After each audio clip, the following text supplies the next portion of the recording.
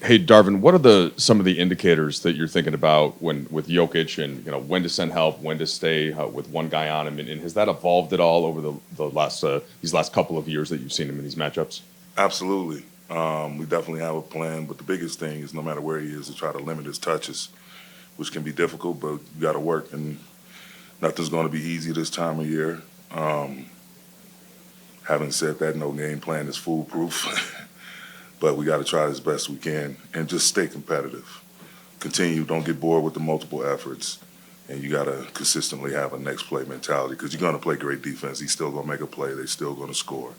Just can't get, mentally frustrated, a lot of frustration to limit your execution. When you've looked at the matchups and just been in the games offensively, what's an indicator for you of the way that you like to play and kind of would prefer to play against Denver and what they do defensively?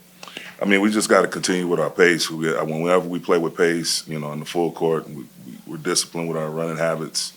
In the half court, we have pace with our actions. We get hits. We play downhill.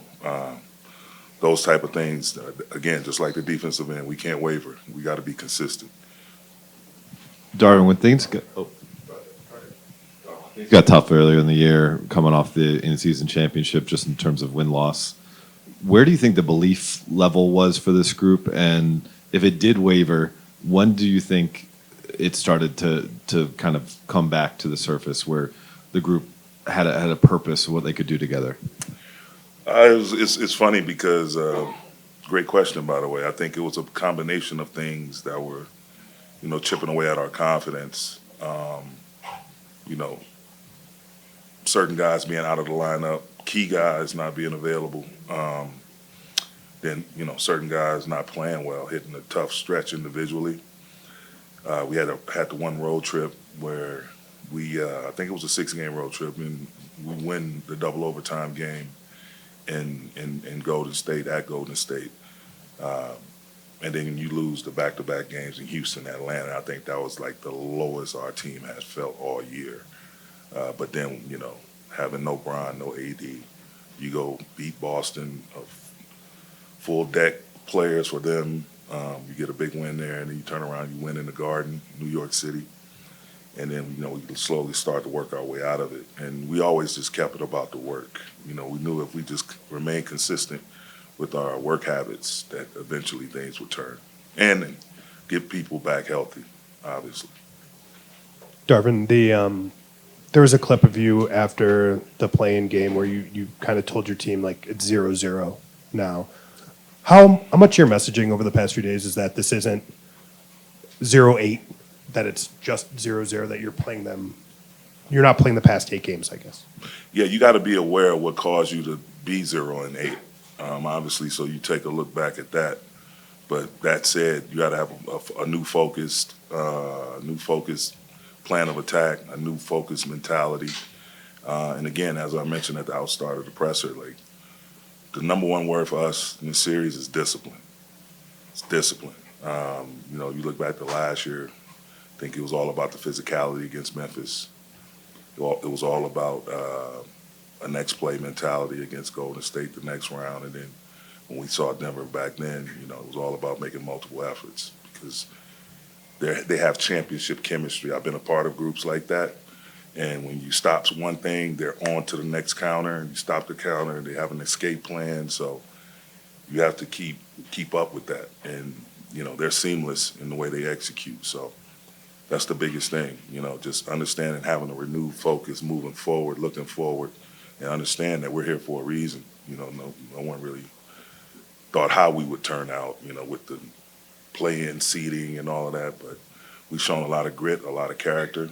And again, we feel like we're going to give it a hell of a run for sure. We're here. Darvin, Jamal Murray is one of the better guards coming off the pick and roll. Just what have you told, especially your guards, in terms of defensively, just how to limit him or I guess maybe alter his shots in those situations? You asked a lot of game plan questions, Cole.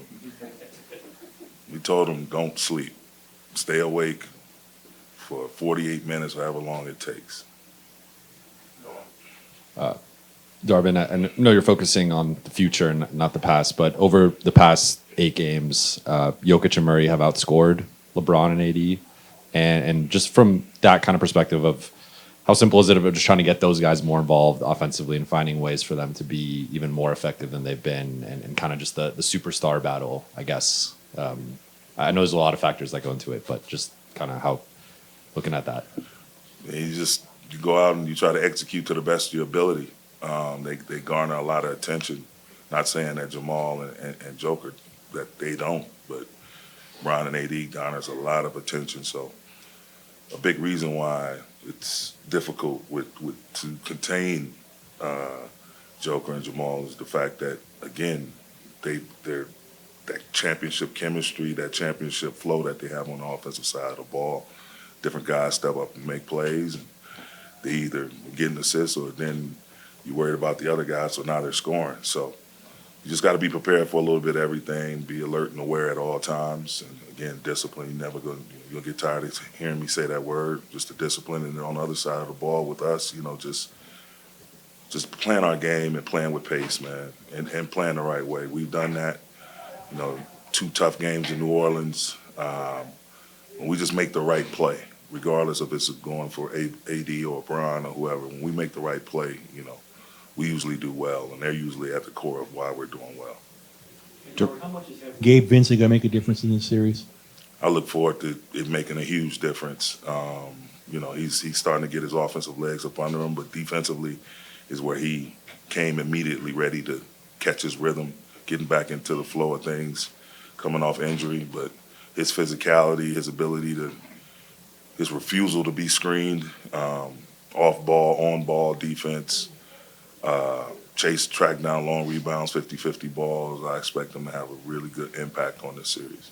Darvin, you've talked so much about discipline from a mental, emotional standpoint. Do you like when guys are motivated to erase the recent past, or do you like when guys just say, no, it's completely all new? Now, I think it's a little bit of both. We'd be fools not to be, aware of what has happened when we face this team. But, again, that said, we're moving forward. We have a new challenge, another opportunity. So, you can't get caught up in everything that's transpired. You got to come out ready, connected, competitive, together, ready to put your best foot forward. Darvin, just quick follow-up on Gabe. So Vanderbilt's obviously been out a lot and totally different players, but they both pressure the ball a certain way. Are there things that Gabe can do that bring back sort of parts of the defensive game plan that may have been there when Vanderbilt was there, or do you view them as kind of doing different things?